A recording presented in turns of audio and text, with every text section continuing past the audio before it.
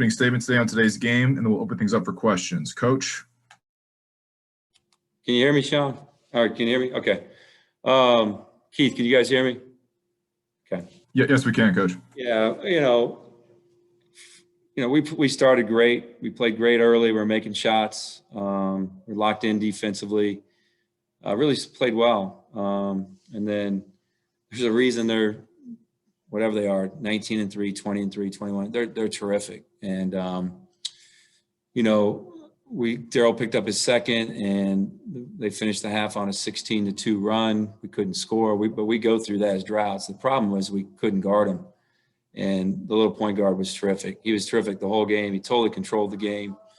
And they made a lot of shots during that stretch, tough shots, and that's what great teams do. And so a little disappointed that we didn't shoot the ball a little bit better. I thought we got some really good looks. We did shoot a little too quickly sometimes, but I thought we got some really good looks out there. We just didn't make them. And when they got looks, they made them.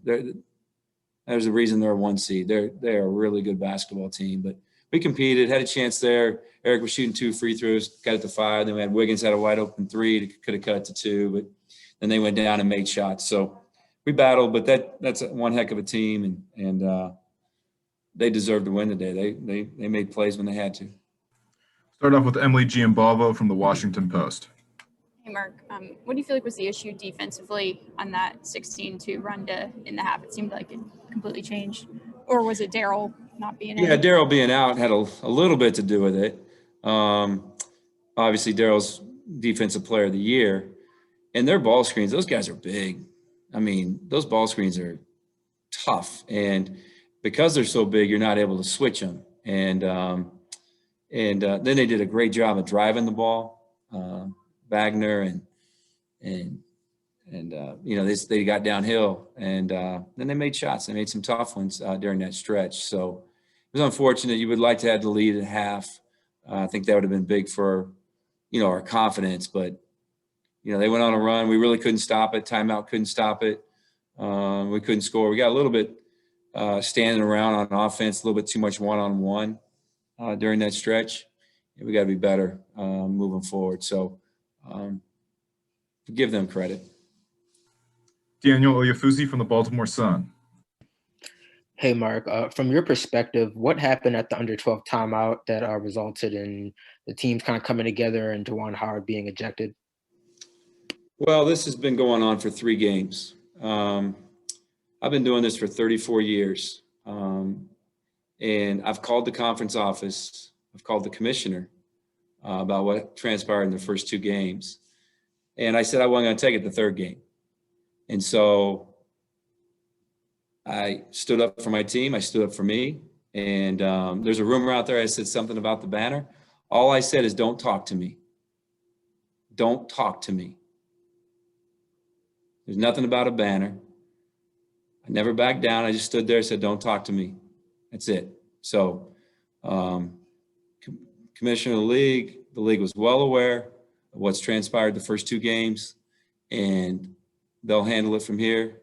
But I thought as professional as I could try to be in the moment, standing up for myself, 34 years of doing it the right way, and for Maryland basketball. And so that's all I did. Just stood up for myself and my program and said, don't talk to me. And then it escalated. Just a quick follow-up. I'm sorry. I mean, I'm not aware of what the reference to the banner. I'm not sure. What do you mean by that? Just Sean Ellenby said there's a rumor out there about that. And I didn't say anything about it. I just said, don't talk to me. That's the only thing I said. We'll go with Andy Costco from the Washington Times. Hey, Mark, that little point guard, Mike Smith, what did he do so well? Made things difficult for you guys. He just seemed to be such a creator today. He's a great player. He is really good. He's really fast.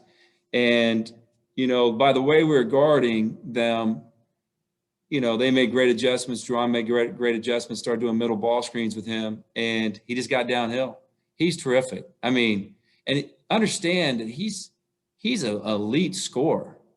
And he scored more today, but giving up his game for his team. And that's what great players do for great teams. And that's why we had Darryl on him. I mean, we learned from the first 2 games. We put our best defender on him, but we couldn't get over those ball screens. Those ball screens are just, I mean, Hunter Dickerson, Davis, I mean, those screens are amazing screens. And we couldn't get over them, and we couldn't switch them because they're so big. So they're just a unbelievable, well put together basketball team. I mean, they can score and they can defend. They got great size. They got inside game. They got outside game. And so when he's driving, there's also shooters around. So you got to pick and choose. You're going to go help. You're going to stay with shooters, and they're hard to guard. And you guys know we can guard, but they're really hard to guard. Lila Bromberg from Testudo Times. Hey, Coach. Yesterday, you kind of talked about how the key of the game was you guys, stopping taking those threes and kind of driving to the basket. It seemed like in the second half, you guys were going for a lot of quick threes and not kind of passing as much. What were your thoughts on the shot selection there? Well, it's funny. We did shoot some quick ones in the shot clock, 6 feet beyond the 3-point line. I mean, we have enough trouble making them on the 3-point line, so that's disappointing. My last thing before we went out after halftime, I said, we got to have great possessions on offense. We got to move the ball. We got to share the ball. We got to move our bodies. We got to have a great shot every time so we can get our defense set. But we didn't do that. And, but with that said, we also had a lot of really, really good looks, wide open looks, inside out, and we just didn't make them. And we put our heads down a little bit because of it. So, and they're really good defensively, so like, we drive, they do a great job of coming to help. They're long, they play shots well. So you got to give them a lot of credit for stuff. But no, we shot probably 4 or 5 shots I didn't like. And then we had some other shots we were open, we didn't shoot them. So, but they were going zone to man. I was really proud that we were able to get, the way we started the game, they had to go zone on us. They're a really good man-to-man defensive team. It's for us to get them out of their man. Shows that we're playing at another level right now than we've played before. So just didn't make shots. And we made mistakes defensively, but that we shouldn't make. Wasn't part of the scouting report. And great teams make you pay. Every time you make a mistake, great teams make you pay. And they made us pay. I think they can win the national championship. I think they're that good. I think they can win the national championship. I told Juwan that after the second game. I think they can win the national championship. I think they're that good. Whether they'll play 6 nights in a row really well, we'll see. But they're deep and they're really, really good. Time for a couple more. Alexander Dacey from the Diamondback. Hey, Mark, you kind of mentioned this a little bit, but when you guys cut it to 5 there and then Michigan went on that 8-0 run, just sort of, I guess, how much does that take out of the momentum, especially after, in such a highly emotional setting? Yeah, I mean, we don't play for a week. We'll watch the film. We'll learn from it. We made 2 mistakes in that 8-0 run. Went under a ball screen and went under again on Wagner, who's an elite shooter. I mean, you can't do that. And then we went under on Smith, who's an elite shooter, And I know he was getting downhill, and Darryl was like, I'm going to go under this one. Great teams make you pay. So in the meantime, we're getting good looks at our end and not making them. So, yeah.